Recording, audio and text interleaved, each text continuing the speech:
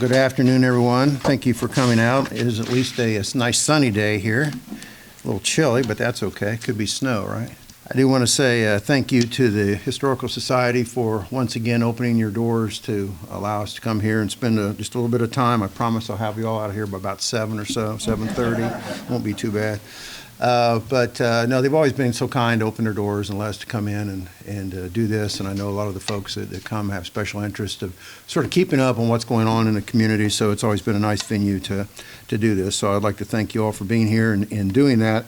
I want to thank Deb for all her work and reaching out and helping to get this orchestrated with our calendars and so forth. And Melody in the past has done the same thing, always done a great job. And of course, I always want to say thank you to our historian, Steve Jackson, for all the great work that he does here in our community and presents the history of Madison County in a way that really is sort of hard to get away from it. It's always sort of fun when I'm flipping through TV. If I don't see myself on Anderson TV, which is good if I don't, but if I see Steve on there, I oftentimes will stop and listen to what he has to say, and it's not within about a sentence or two that he always catches my attention, and I can't help but sit there and listen to the history wherever it has to do with some, one of our, Van Buren Township or somewhere, way up to the north or something far down to the south. It's always very interesting, and Steve, thank you for helping keep all that alive for us over the years. We much appreciate that.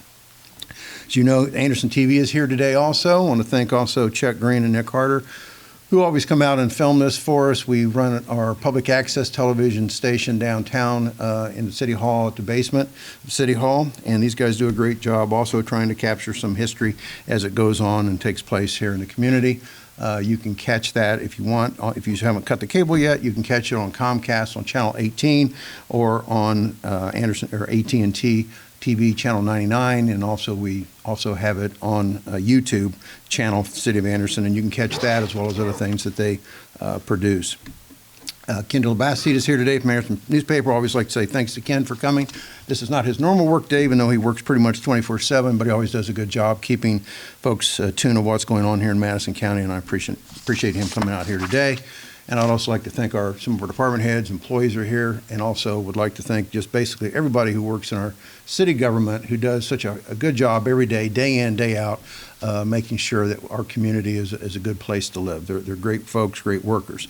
Our city government is composed of about 21 departments, depending on how you count it. Sometimes people say, what are they? So I wrote them down. So very quickly, our fire and police departments, personnel, insurance, risk management, our controller's office, IT operations, human relations, civil rights, economic development, municipal development, which includes zoning, planning, building and code enforcement, our Anderson Municipal Airport, community development, engineering department, signal department, sanitary sewer and utility office, maintenance, CATS, our park department, street department, light department, water department, wastewater department, legal department, board of works, of course, the mayor's office, and as I noted, we also have Anderson TV here too.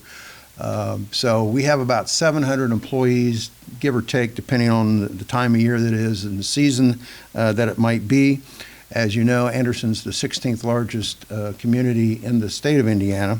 We have just right shy under 55,000 residents currently, according to the census, and another 7,500 to 10,000 folks that live nearby area that either consider themselves part of Anderson or utilize our services, utilities, roads, infrastructure, and so forth on a daily basis. So with all that said, it is simply to point out that it's a large operation, but again, it couldn't be done effectively without the work of so many folks that work for the city that do a great job day in, day out. So where are we today? Where are we have been in 2023, and where are we planning to head as we move into the future? Well, I have to go back and remember again that we came out of some pretty tough times over the last 4 years, 2 years of which at least were certainly affected very directly by the COVID pandemic. And despite coming out of what was really some extraordinarily challenging times post-pandemic, I'm pleased to report that the city of Anderson has stood up and met the challenges that we had in front of us, and we've worked hard, and through the commitment of many and the character of our community and the citizens, we are standing strong, and today we're in a great place as we continue to move our city forward. Despite the short and long-term effects of the pandemic, which included inflation, which we still are seeing parts of today, not so much the higher prices continuing, but where prices, when they did drop, when inflation started lower, prices stayed somewhat constant, which has created some issues.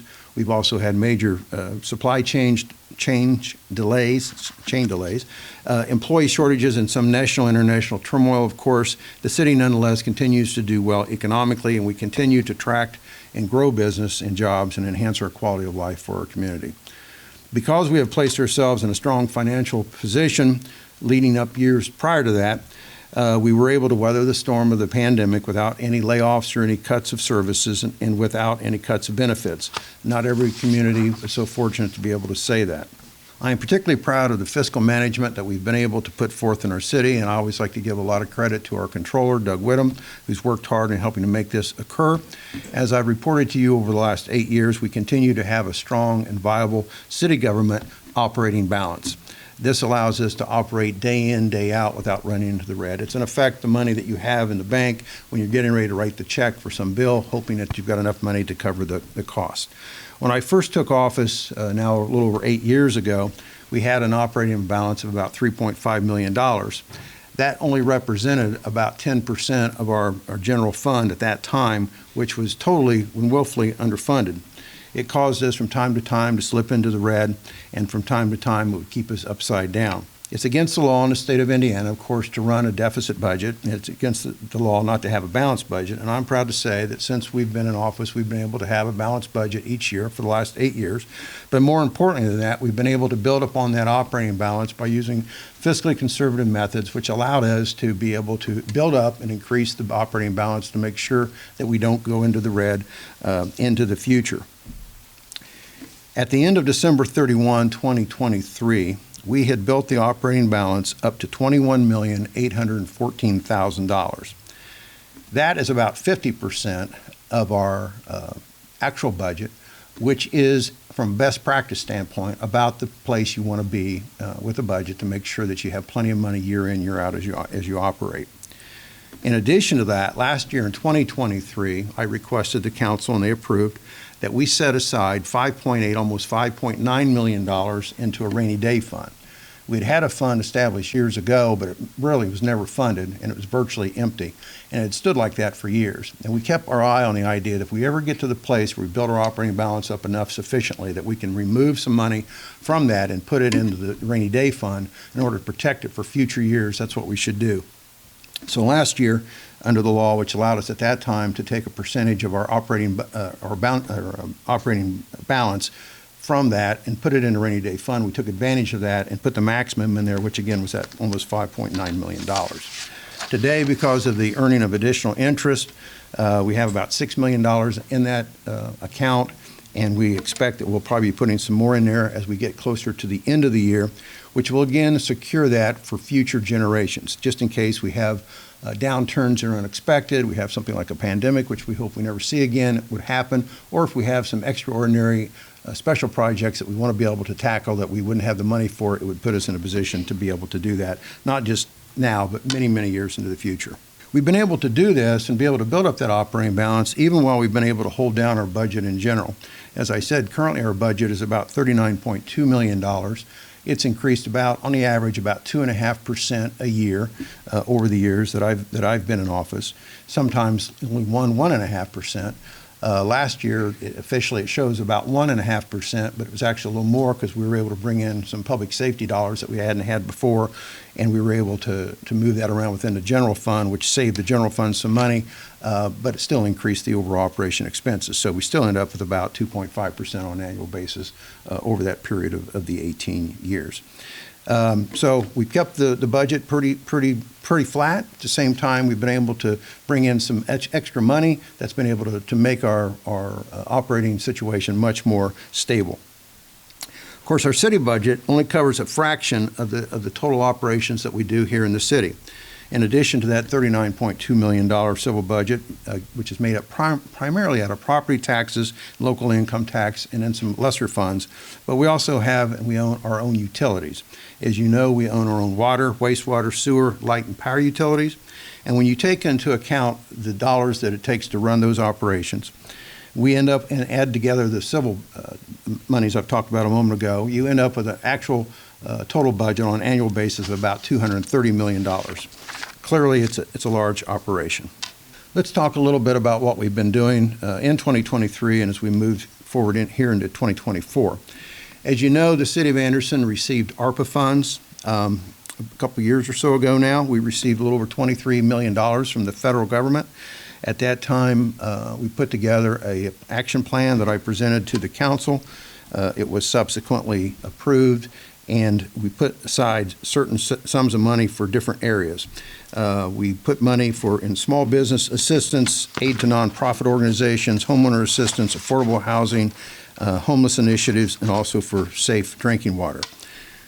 In this report to you where we're at on all that, on the small business round, which we had $2.2 million set aside, that particular area, the small business assistance, as well as let's see, we got one other one. Which one was it? The homeowner assistance. Both of those we ended up dividing into two rounds. We did that because the number of folks that applied for it in round one really wasn't sufficient to be able to utilize all the funds. We still thought there were probably some needs out there, and we were concerned that folks didn't understand what they needed to do to make the application. So we reopened the application process to allow for a round two because there was still money available in those particular rounds. So on the small business assistance of the $2.2 million, round one is completed, and $1 million was obligated and awarded out of those funds. Round two application was open, and people did make applications for that. There were 81 applicants with $3 million requested for a remaining balance of $1.2 million. So right at this time, those applications are under review by the committees that were set up pursuant to the plan and the ordinance, and they should be making some decisions on those in the near future. In addition to that, the aid to the nonprofit organizations, there was $2.2 million set aside. Almost all of that was awarded and obligated, $1.9 million, and there's approximately $300,000 that's outstanding, which are actually pending for approval process and some finalization of some contracts. Anybody who receives an award is required to come in and sign a contract and agree to utilize the funds in the method that they say that they're going to, pursuant to the federal guidelines that we receive the money under. So those monies are just about exhausted and almost completed there. On the homeowner assistance, there was a little over $2.2 million appropriated, of which $347,000 was obligated during the first round. There weren't that many folks that applied, and like I said, we realized that folks didn't understand what to do, so we made it more apparent and made it available for a second round, which was open, and at that time we definitely received some attention. We ended up with 148 applications asking for $6.2 million out of the $1.2 million. Again, that process is also under review at this time by the folks on the committees. With respect to affordable housing, that was $2.2 million, a little over that. 100% of that money has been awarded and obligated, pending a couple of contracts that have to be signed and finalized, but that's all been accounted for. We also had $900,000 set aside for homeless initiatives. Only one application was filed with respect to that, and that was from the folks at the Christian Center. And at this time, the Community Development Department, the committees, and the Christian Center are working together to try to formalize some agreement with respect to their application. So that's what's happening there. And then finally, on safe and plentiful drinking water, it was important to me that we have a large sum set aside because we definitely have a major water need, which I want to talk about in some detail here in a moment. So we set aside $9 million earmarked for that particular focus. We did that because it's solely focused on making available sufficient safe drinking quality water for our community. It's absolutely imperative that we have these improvements in order to grow our community and to attract business and to assure safe drinking water for all of our community for generations to come. And it's really not an option. I presented to the City Council a year or so ago a request for them to make a resolution that would allow us to proceed to the Regulatory Commission in order to seek a rate increase to be able to bond in order to have enough money to make the infrastructure changes that we needed to make in our water system. That was defeated, And so in the meantime, we've continued to operate with what we have, but we simply cannot continue to operate like this any further. And so I'll be presenting back to the council. As you know, we've had an election. We have a new makeup of the council now.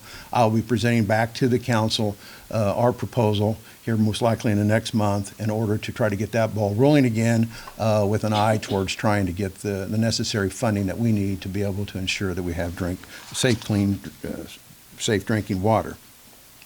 As I may have pointed out in the past, since 2016, we've been working on a plan for our water, knowing that we did have some water needs. In fact, we've spent $23.6 million since 2016 to the current time on that.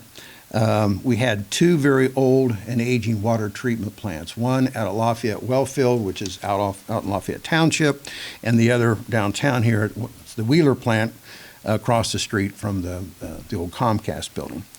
That's a very old plant too, about 75 years old. All of our drinking water comes from these two plants, and the water comes from 17 wells in our city. 8 of those wells were 50 years old. We did build a new treatment plant out in Lafayette to replace the one that was there back in 2019. That plant we built has a 10 million gallon per day capacity, but we built it intentionally to be expandable up to 14 million gallons. Well, it needs expanded. The Wheeler plant, as I said, is 75 years old, and it needs replaced. Many of the aging wells have lost their capacity. As they get older and older, you can go in and try to re-drill them, but at some point, their ability to produce more water or a capacity that they originally had is lost. So these all need to be, not all, but most of them need to be replaced. We also need to find a water source on the south side of our community. Right now, all of our water sources either come from far up north or here in the mid part of the city, out off of the Broadway corridor. But of course, then we have to push that water all the way from there, all the way out to the south side of Anderson to take care of all the South Anderson folks' needs, as well as all the businesses that are located out there. So it makes common sense if you could have a well field out there with a smaller plant to be able to direct your water there. You'd have less distance for it to travel, less likely of leakage, plus you could have more capacity than you have with the wells that we currently have here. In addition to those issues, we have aging infrastructure underground, which is particularly our water mains. You have two different types of mains that run through the ground. One is that goes from the well fields to the plant, which distribute the water to the plant, and then the mains that come from the plant that go out into the community and go up into the tanks and then eventually come into your homes. Of course, once the water goes through all that process and gets into your homes, it's metered. And of course, you receive a bill monthly on that. We have 23,000 meters in our city right now, and we have a program in place where we are constantly trying to replace meters because of their age. We try to replace about 10% of the meters a year is our goal. Sometimes we meet that goal, sometimes we don't, depending upon weather and monies available and so forth. We have purchased new meters that we're going to be replacing the old meters with. There'll be a period of time when we phase this in that we'll have some of the older meters in place and some of the newer meters in place, and we'll have two different tracking systems for that.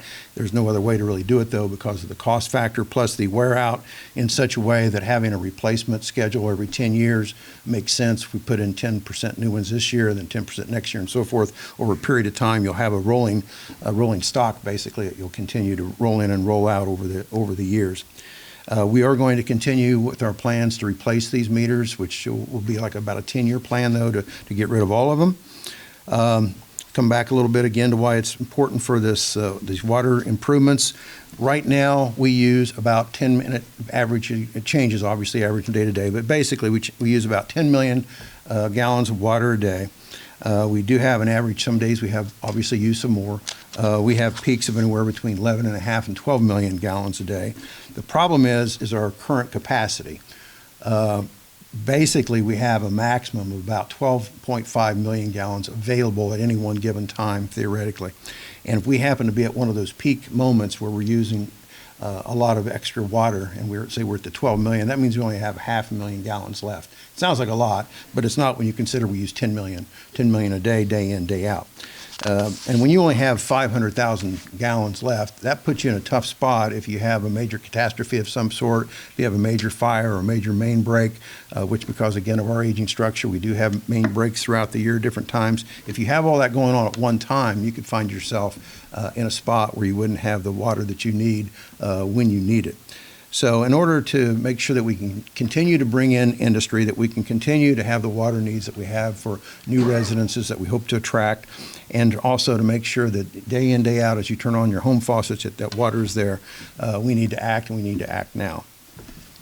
As I noted, I previously presented a plan to the council. I'll be presenting something similar to that to the new council. However, we have made some changes because, again, we need to move now, and that process that I'm talking about with the council takes about 18 months to 2 months to complete, from the start of the time that we present to them to the time we go through the regulatory commission to the time that you actually would be in a position to be able to bring on any type of financial increase in your rates. About 2 years has passed. So we don't really have that much time to spare. And so previously, as I said, I had put aside $9 million from the ARPA funds. We had also gotten a pledge. We talked to the Redevelopment Commission about some additional funds to help supplement that. I've been in meetings with my water superintendent, and we've come up with a plan to expend about $22 to $23 million that will be able to be done without any type of rate increase. We'll be able to use both TIF dollars as well as the ARPA funds, but it will require a commitment from the Redevelopment Commission for up to $15 million in TIF funds, plus $9 million from the ARPA funds, which would allow us to do what we need to do, at least on the front end.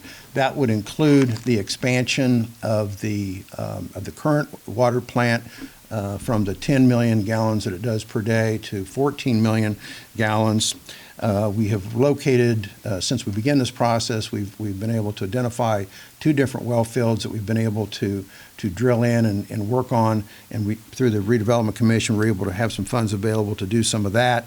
But we still need to be able to get the water out of the ground and actually get it to the plant to treat it. And then we also have to have the capacity in the plant to treat that extra water. And then, of course, we have to have the good infrastructure underneath the ground between the plant and the center part of the city to actually pump it there successfully and get it there. So all of those infrastructures need to be upgraded, and that $23+ million would take care of doing that.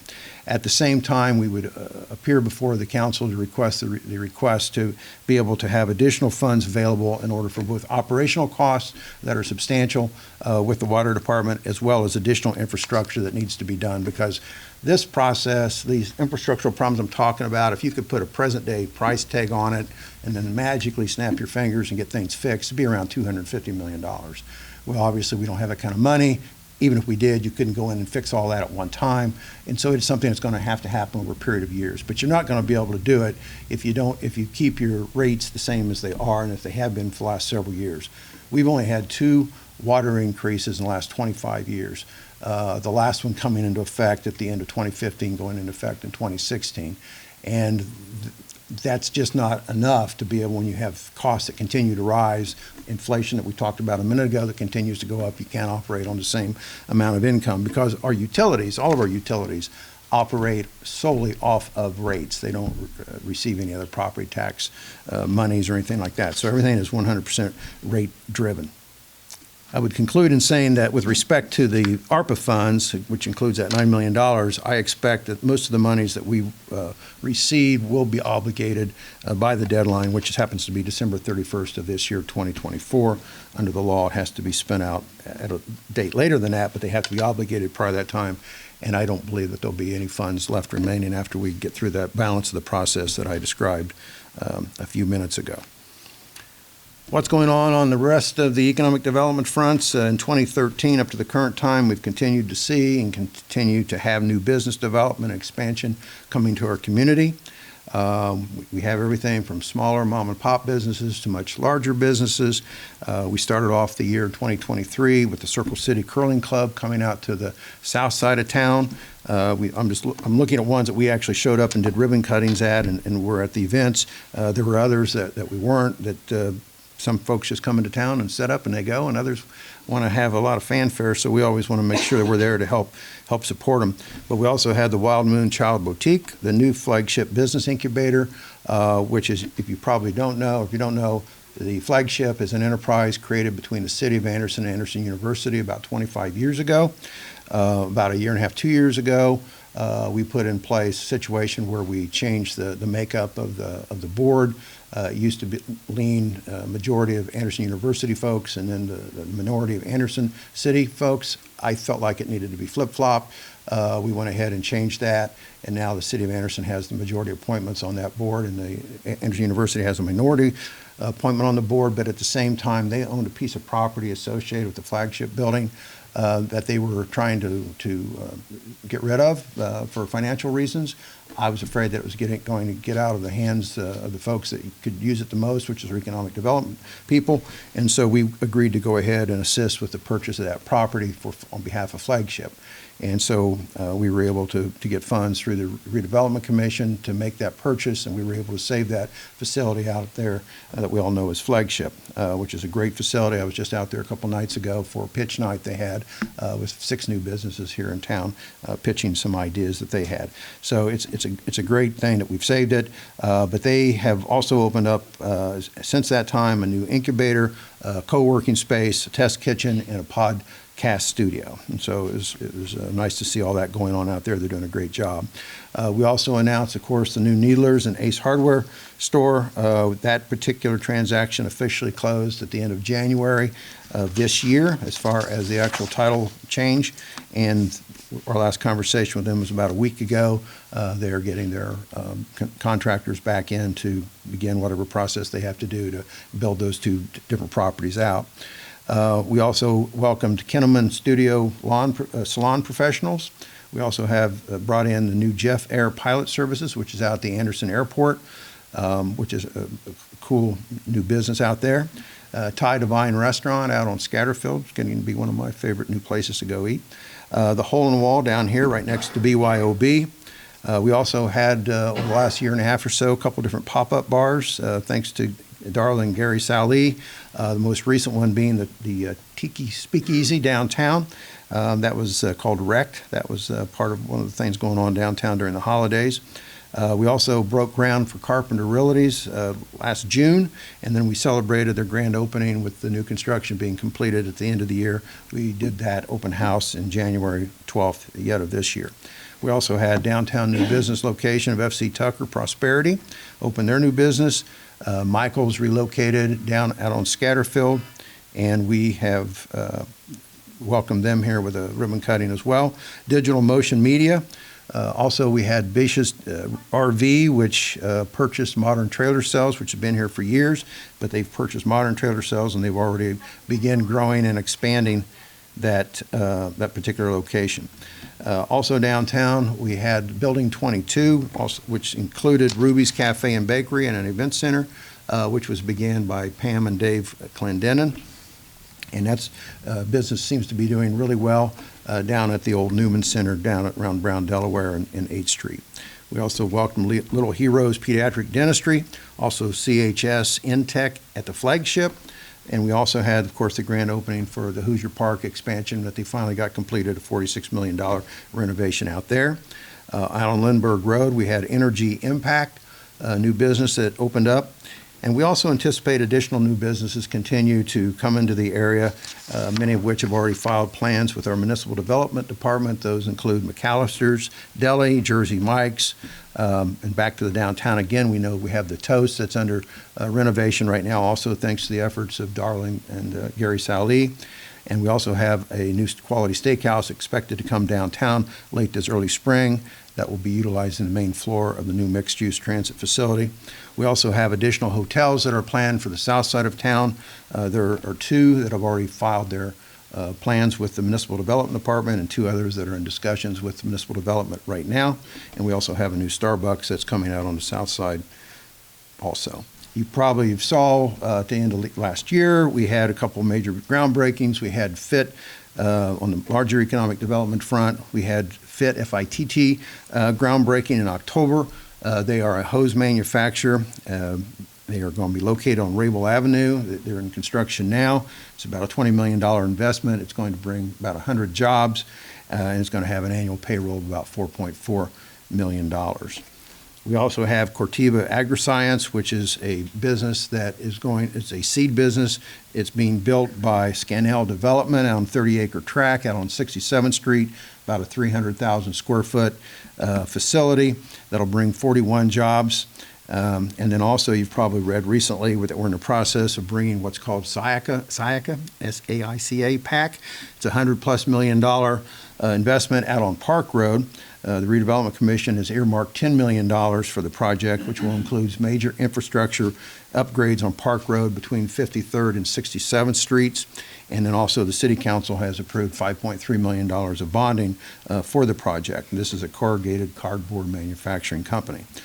All of these entities will continue to increase our tax base, bring more jobs, more job opportunities. We'll continue to diversify our footprint in terms of manufacturing, avoiding having put all of our eggs in the same basket. Anderson is a great community with a great history. We've proven time and time again to be very resilient and innovative and determined. We know over the period of years, everything from the gas boom going back into the 1800s, that things were going great and they fell, and later the Industrial Revolution, and then things kind of went down, and later the GM days and things went down. But Anderson always is on the rebound and seems to always come back better and stronger than ever before. And one of the things that we want to make sure of that as we continue to do that is that we intentionally diversify ourselves in a way to make sure that if we lose a sector or two of our economy as we move forward into the future, that it will not have the adverse effect that it had on our community so many years ago when General Motors and their associated businesses left the community. As far as the downtown area goes, I continue to believe that a strong downtown is the key to a strong community. While like all other downtowns across the country, there's ups and downs with our downtowns, but I believe that the downtown and what we do with it reflects the heart and soul of the community. And I'm proud of our downtown, that it continues to flourish with many activities and businesses. New businesses continue to open, and those that have been around for a while or recently opened continue to thrive. Our downtown Dickman Park, right not too far from where we're standing right now, continues to be a hub for weekend activity and entertainment for all throughout the community. The Paramount Theater, which sits not too far from us as well, brings exceptional entertainment and acts as a first-class event space for folks. I was just there last night for another event, fundraiser for the Paramount. About 250 folks showed up, and it was a great event, and a lot of people had indicated that they had never been there before, which was surprising but interesting, but I was glad to see new folks be there. We continue to grow and improve our cultural presence. The Anderson Symphony Orchestra, ASO, continues to provide great annual performances, and oftentimes over at the Paramount, sometimes at Anderson University, both great classical and sometimes pop classics. We have the young Anderson Young Ballet Theater in the old train station. It continues to be a major part of our downtown with their beautiful facility. And in fact, they'll be performing very soon. You might want to check them out on March 2nd and 3rd at the Reardon Auditorium. They're going to be performing 12 Dancing Princesses. So I know that that's something that they're excited about doing, and you might want to check out that event. The tickets are still available, I understand. Also, we have the Anderson Museum of Art, the Grunewald House, the Anderson-Madison County Historical Society, where we are today, who I'll put in a plug for you too, getting ready to host the Night of the Titanic on April 14th. So that looks like that's going to be very interesting. I think there's some tickets available still. They'll make tickets available for a price. And then later this year, in May, they always are kind to host in May, part of the Little 500s Festival, which is always a big event, the Hot Rod and Classic Car Show downtown. Of course, not too far from us also, we have the Anderson Main Stage Theater. A lot of great events happen there. And then we have the A-Town Center across the street from Dickman, where they have a lot of great events and a lot of local artists that hang out and do things, and a lot of programs that we have throughout the year. And if you haven't checked it out, I invite you to check out the new Anderson Artist Alley, which is located between the Paramount and the Union Building, that was constructed as a result of both a grant and assistance from MIBOR, but also with a lot of hard work put in from the folks at the A-Town Center. So it's pretty cool if you haven't checked it out. Throughout this last year and up to the present time, the downtown area has been filled with a lot of events and entertainment. The city's summer concert series that we expanded previously, continues to attract several hundreds of folks about every other week downtown. We also, of course, have special events that go on downtown, like the Anderson on Tap, the Jeeps on Meridian, the newly brought back Anderson Gaslight Festival, which was a huge hit last year. If you didn't go, my understanding is they're going to bring it back again this year. You will definitely want to check it out. It was amazing how well they did. It would have been so many years since it had been here. It was a great job. We, of course, have our annual Independence Day celebration and parade, our Anderson Police Department trunk or treat downtown. We also have a trunk or treat event out at the Geter Center. Within a day or two of that, we have our annual Christmas parade, Christmas festivities, with Santa, reindeer, and princesses and all the others, right? And along with our free ice skating and hot chocolate, it's really a lot of things that we have put together intentionally in order to create and build memories for our kids. That way they can look back in years to come and remember fond things that they did in their community. But I believe that all that showcases the vitality of Anderson and why it continues to be a great place that we all love to call home. In addition to all that, we also have other quality of life and quality of place initiatives. Of course, quality of life, quality of place means different things to different folks, but I don't think anyone would disagree that there's nowhere more apparent that you want to have good quality of life amenities is through your Parks Department. And since taking office, I've renovated about 25 major parks with the assistance of our both our Board of Works and our Board of Park Department board.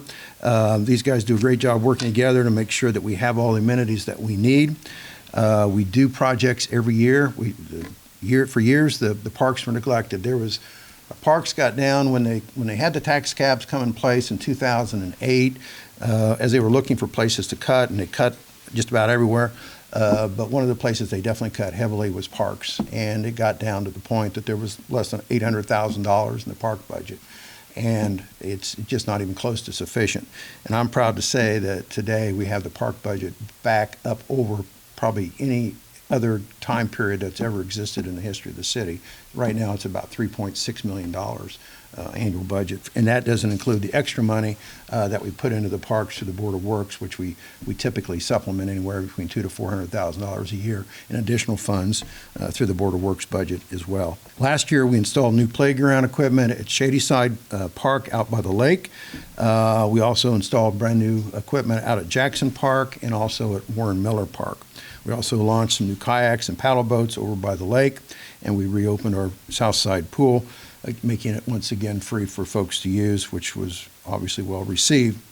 We also closed on the acquisition of the former Anderson Trustee Building that I had worked out through with Mike Shively, Anderson Township Trustee, a year or so earlier.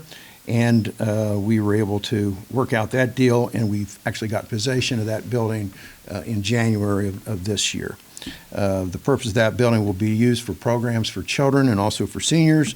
For children, there'll be after school and summer programming. There'll be tutoring, STEM and STEAM programs, offerings, as well as obviously uses for recreation. As I said, we took possession of that in January, and we're working right now with partners that will allow us to run effectively community center with some of the attributes that I mentioned a second ago. We anticipate all this being up and running by this spring. Last year, I had additional funds placed in the park budget in anticipation of that new facility, which helped bring that budget up to the level that I was talking about a minute ago. And again, it's higher than it has been really for the last 20 years. Additionally, this year we'll be installing new playground equipment elsewhere also. That's going to be at the Geter Center and also at the Shadyside Park at the main park. So that's where the shelter is and the restrooms and so forth in the main park. That equipment is starting to show its wear and tear over time, so we'll be fixing that as well. As in the past, we've received a grant to assist us with those park improvements. We will be able to receive about a 40% reduction off the cost of those. That will be paid for both through community block grant funds, through our community development department, and then also through our Board of Works.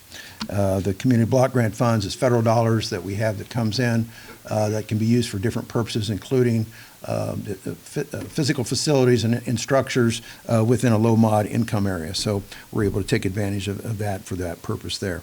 We are going to continue on with our summer programming as we have in the past. That will be both at the Geter Center and at Zion Baptist Church, and now we will also be adding in the new Anderson Community Center facility.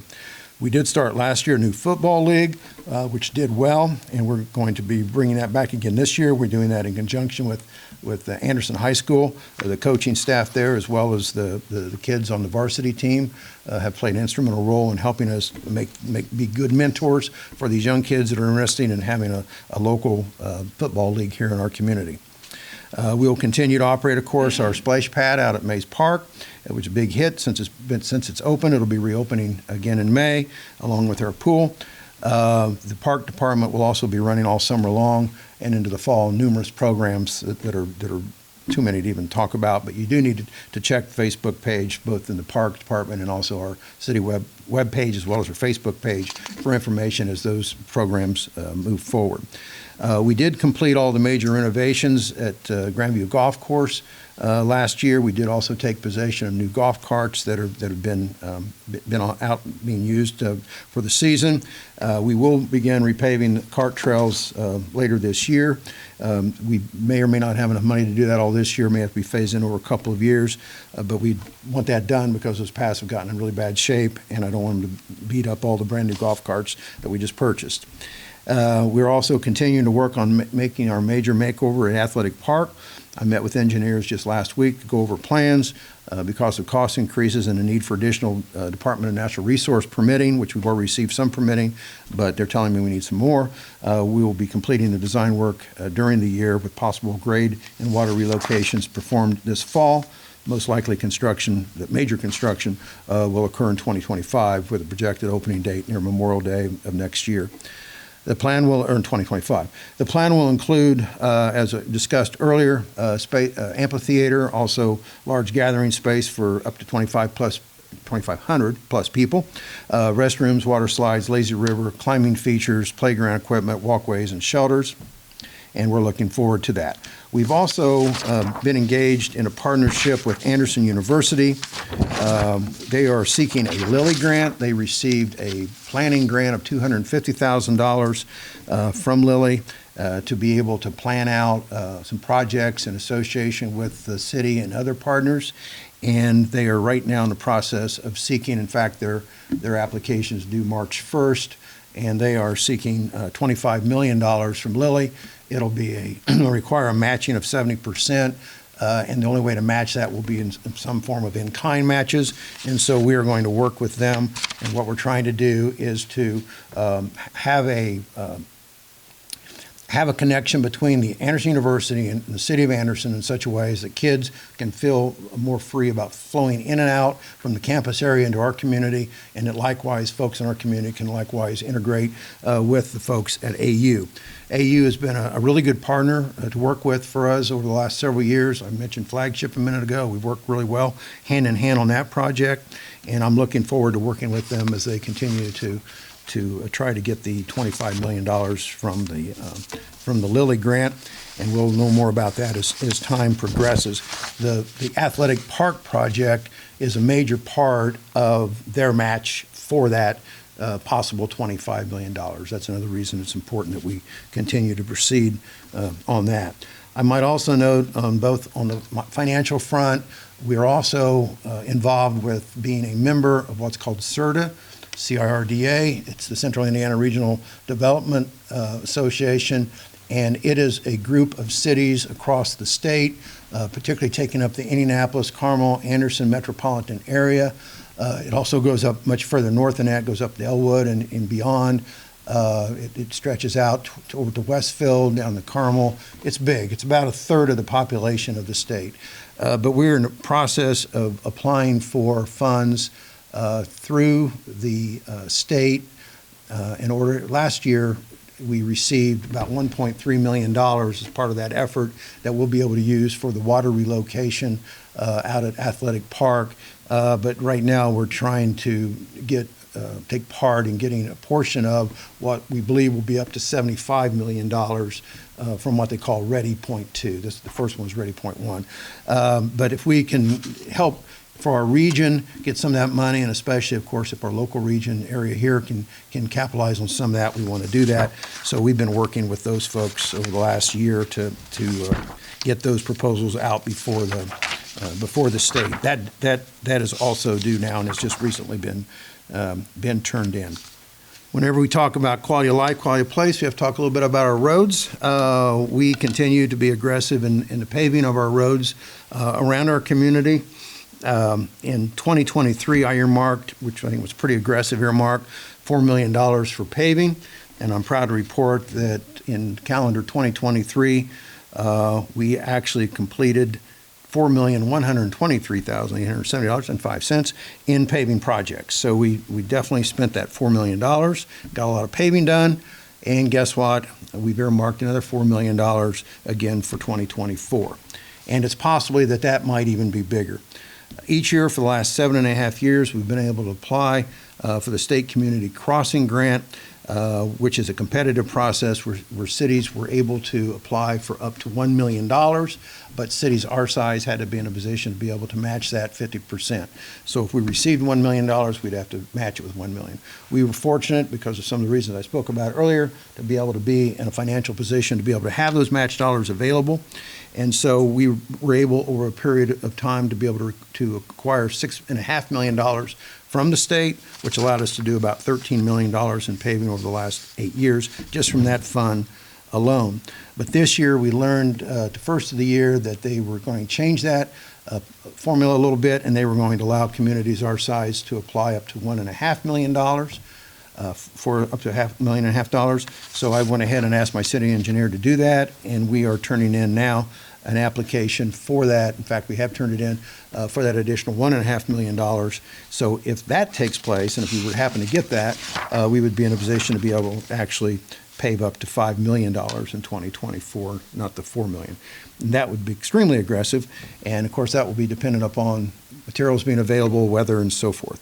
But it's important to me to stay on top of the roads, and we've done that over the last several years, and try to do it on an annual basis to make sure that we have roads as good as we can reasonably have them, given that we live here in Indiana, where we live with some really tough, cold, freezing weather that hurts our roads day in, day out.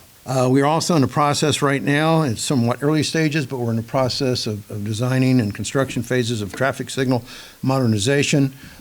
We will be utilizing up to 80% of federal dollars for any of that. We have about 100 traffic signals that are involved. It's going to take a period of years to do all that. We're working on just a few at a time right now as we move forward, as we work towards getting the funding that we need to do that.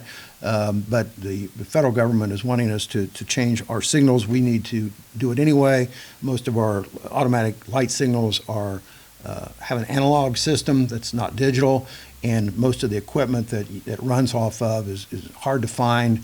They have to cannibalize one thing for another to patch it together, and it just needs to be changed. But it's multi-millions of dollars project, and so again, it's something we're doing, but it's something that'll take a period of time. But we are in the process of working on that now. When it comes to quality of life and place, of course, nothing more important than public safety, and we continue to be blessed with first-rate, first-class police and fire departments, and I'm committed to continuing to improve and maintain the excellence of these departments. The most important assets we have in those departments, of course, are the people who work there, the men and women who serve us and work for us every day, and they do a great job. I couldn't be any prouder of the firefighters and the police officers that we have. They do an exceptional job day in, day out. As far as APD is concerned, we've had a lot occur over the last several months.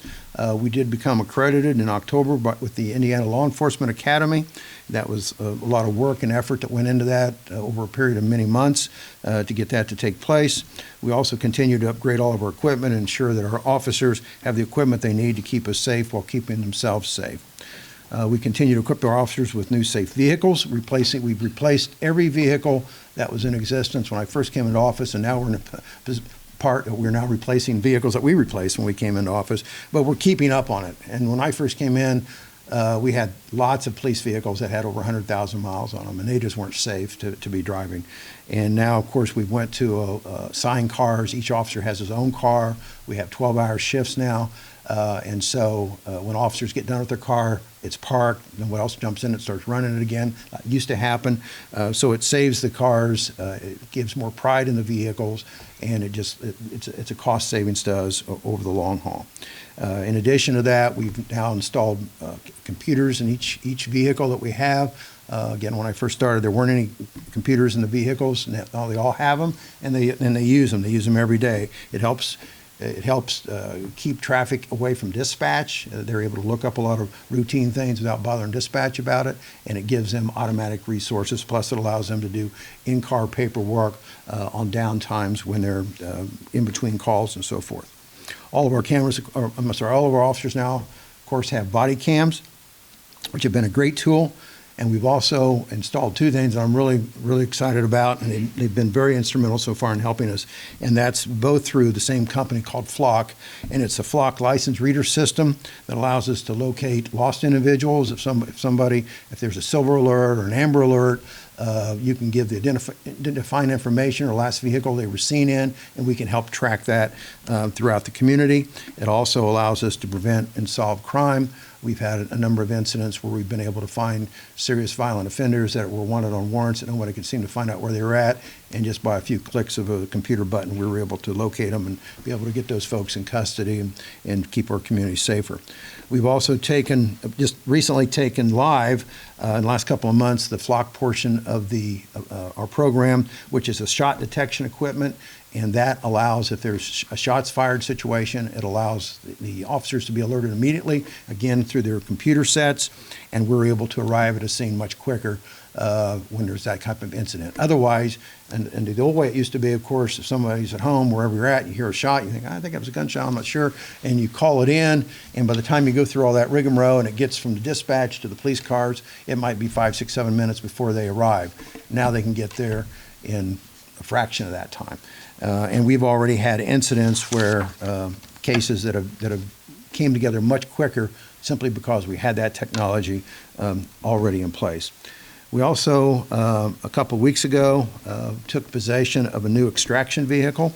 This vehicle came about, the Uvalde, Texas situation caused me to pause and want to make sure that our local law enforcement folks had all the tools that they needed available if they were ever to find themselves in a situation similar to that.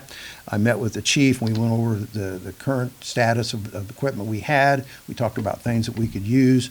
We ended up getting more shields for officers, more helmets, more protective personal gear for themselves, but we also ordered this extraction vehicle, which will allow us to be able, if we ever had to go up into a situation where there's a hostage situation. It could be kids, it could be seniors, it could be just anybody on the street. But if there's a hostage situation, we'd be able to get up there, get close, extract a number of people at one time rather than 2 or 3 at a time.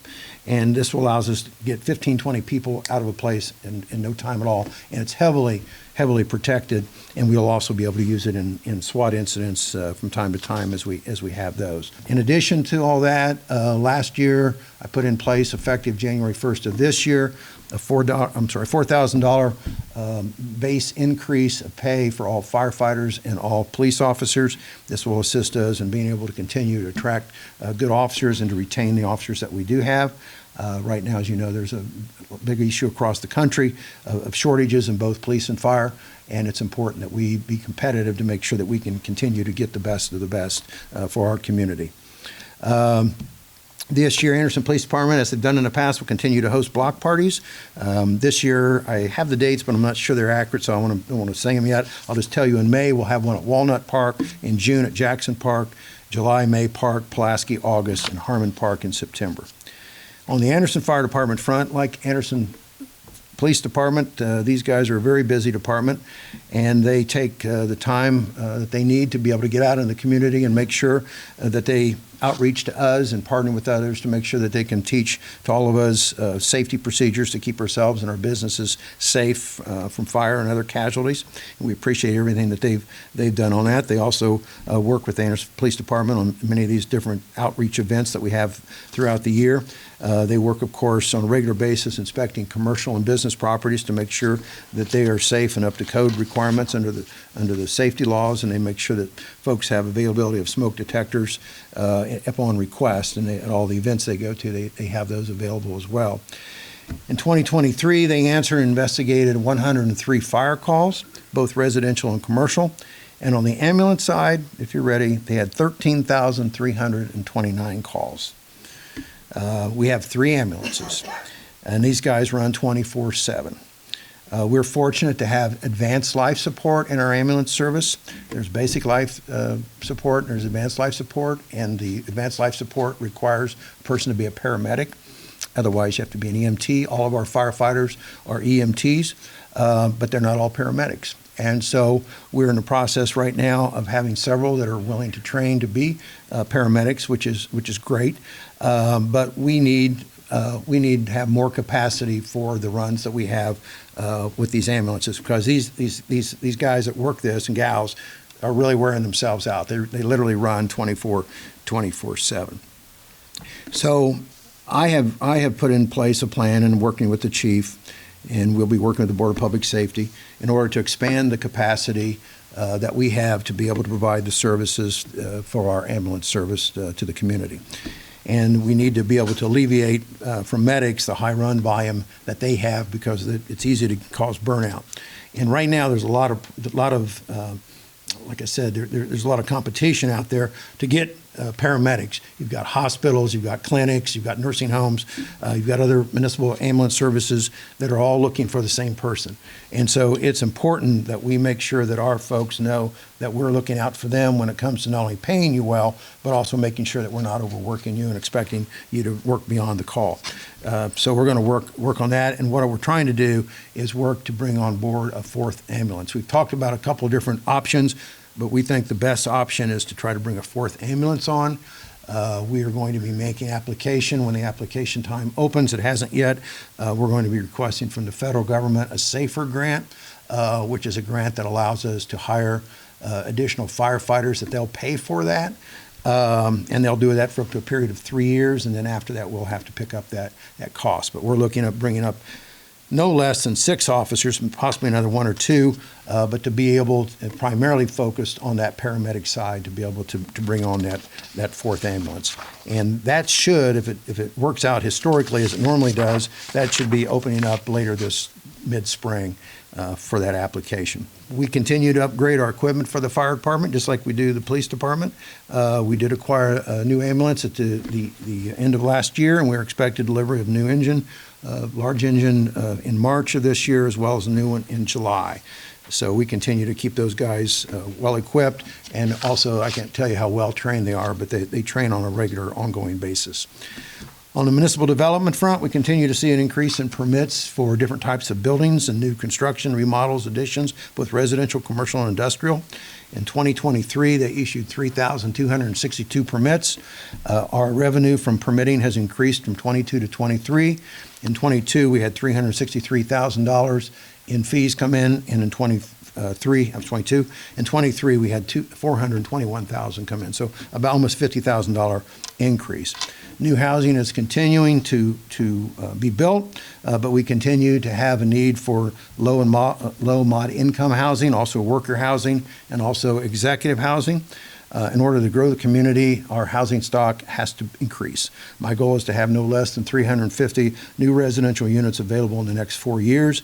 We will cautiously and smartly use incentive dollars when necessary to help incentivize the build of these units, and they will include apartments, single-family dwellings, duplexes, and my goal is that they be centrally located in the city to ensure that the residents become part of the fabric of our community rather than just out sort of on the outlying areas and be more of a bedroom community. I want them to feel like they're part of our community. We, of course, continue to tear down blighted properties. We do about 35 to 50 per year, depending upon acquisition opportunities as well as funding. We will continue to do that. When we're able to, we put those properties back both on the property rolls, and we also try to use them when we can for infilled housing. We've partnered with Pathstones and Habitat for Humanity, for example, in the past, and been able to have new houses placed in some of these vacant lots, and we've had quite a bit of success on that. And we had several, actually, we did this last year, and some that are under construction right now. And it's always exciting to see that.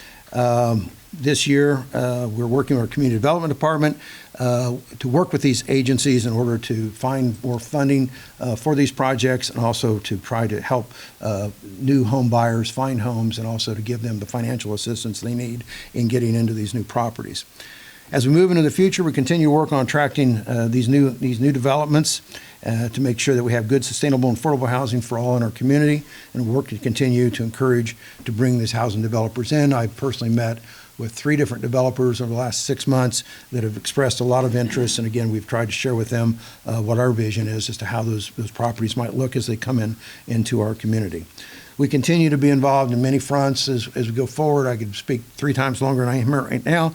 I can just tell you that we are very engaged with the schools. We try to, even though we don't have anything directly to do with the school system, we try to make sure that we encourage and that we support them. I'm proud that this year we were able to hold another annual Mayor's Ball. We were able just recently to give out $43,000 to local teachers for many projects that they have planned. Since 2016, we've been able to deliver $336,000 in funds to those folks. And so it's always exciting to do that, and it's really always exciting to see how smart these kids are that are in our schools. We hear a lot of stories about them, but I can tell you these kids, they'll run rings around most of us. They're doing stuff that we probably never dreamed about doing when we were in school. So I'm very proud of what they do and how hard the teachers work on their behalf. So I want to conclude tonight, or today, this afternoon, I guess now, by letting everyone know that we continue to live in a very good place. City of Anderson is. It is a great community. And it's always, as I've said, been an innovative community, and it's really a community like no other. It's a great place to raise a family, and we're going to continue to work hard each and every day to continue to foster that. And I'm just proud to have had the opportunity to serve for a period of time as your mayor, and I'm particularly proud to be here today to talk sort of at a high level about some of the stuff that's going on, that's been going on. Well, hey, thank you very much for all being here, and I hope you guys have a balance of a good day. Thank you so much.